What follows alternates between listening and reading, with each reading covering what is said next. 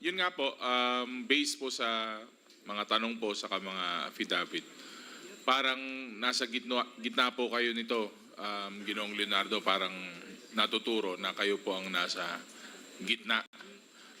Kayo pong arkitekto, parang ganun po yung mga base po sa ating affidavit. Ngayon po, na-mention ko po kanina itong ating NWID, yung ating National Watch List on Illegal Drugs.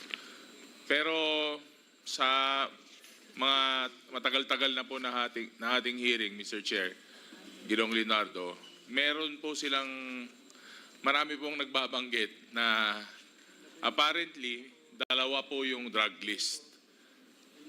May idea po ba kayo dito, Mr. Chair, Ginoong Leonardo? Ang alam ko po na watch list, drug watch list, ayun pong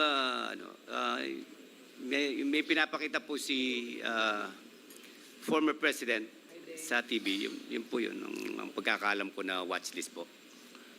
Kasi based po sa mga statements, meron po yung NWID, saka meron po yung DDS na drug list na mangilang-ilang tao lang po ang may hawak. May idea po ba kayo o may idea kayo tungkol dito sa DDS na drug list na to na separate po dito sa NWID na parang dalawa po yung lumalabas na drug list? Actually po, ang pagkakaalam ko po dyan, meron po talagang drug watch list. Ito po yung national. Ano po. Nagkaroon lamang po ng NWID nung nag-assign po ng mga agency. I think there are 4 agencies na assigned to revalidate that list po. Yun lang po ang alam ko tungkol sa list, Mr. Chair. So, Mr. Chair, Ginoong Leonardo, wala pong DDS na drug list na separate from the NWID na drug list?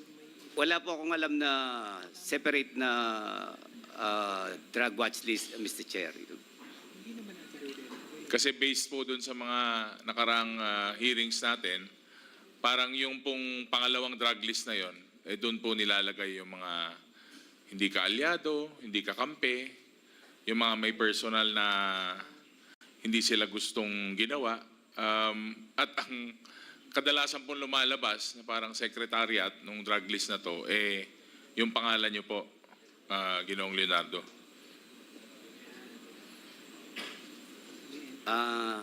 Basta po ang pagkakalam ko, yung watch list na yan, yan na po yung drug watch list na kailangang i-validate ng PNP and other law enforcement agencies po na inassign para mag-validate po niyan. Kasi po kung kami, I would not know, Mr. Chair, kasi po hindi po namin kilala yung mga taga-ibang region. Nasa Davao lang po kami. At wala po kaming capability to validate. Wala pong manpower. Hindi po, outside na po ng scope ng aking responsibility yun, Mr. Chair.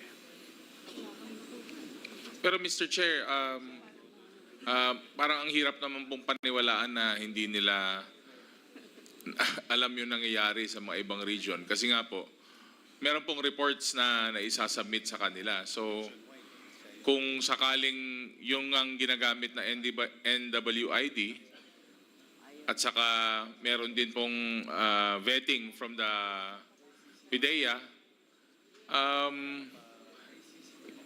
bakit parang matunog po yung parang personal na drug list na ginamit nung nakarang administrasyon na yun nga po, as per Kerwin Espinosa, is yun po yung listahan na ginagamit pag hindi ka talaga ng gusto nung nakarang administrasyon. Wala po bang katotohanan yun? Wala kayong idea? Wala kayong knowledge? O wala kayong hand dun sa sinasabi nilang pangalawang drug list? Wala po talaga, Mr. Chair. Ang mga pangalan, kung ano man ang nilagay dun sa drug watch, nanggagaling po yan sa mga jurisdiction, local jurisdiction po. Umaakyat po sa headquarters, kinoconsolidate po yan. Yun lang po ang alam ko dun sa drug watch list na yan, Mr. Chair. To wrap up na lang, Mr. Chair, Ginoong Leonardo. Bakit po kaya, Mr. Chair, Ginoong Leonardo, na parang halos lahat po nung turo, halos lahat po nung mga statements na narinig natin, bakit po yung turo nila, sabi nga po, ang arkitekto nga daw po ng lahat ng to, bakit po very strong po yung statements against you? Na bakit po kayo yung sinasabi nilang utak o nagdisenyo ng lahat ng ito? Mr. Chair, Ginoong Leonardo. Actually po, nag-attempt lang po kami na mag-suggest yung task force nga na yon na hindi naman natuloy. So, kasi nga po, hindi siya applicable dyan sa,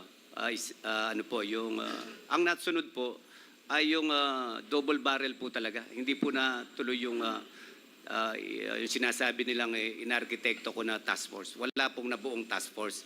At yung mga pangalan na binabanggit, hindi nga rin po natuloy. So, hindi rin po sila nagamit or wala po. Plano lang po talaga yon, Mr. Chair.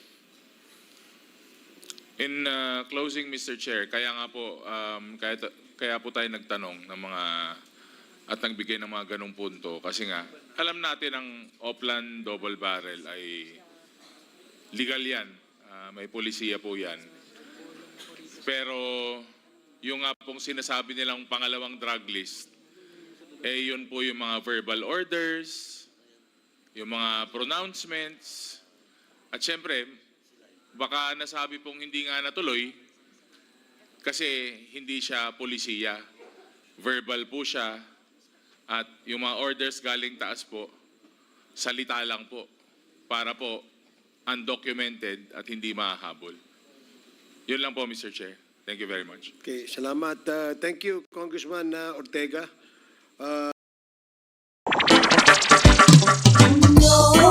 May hulanong salita na ang ibig sabihin dito ay ang pagkakaisa. Bunyog Party List. Halika na, Bunyog Party List ka na.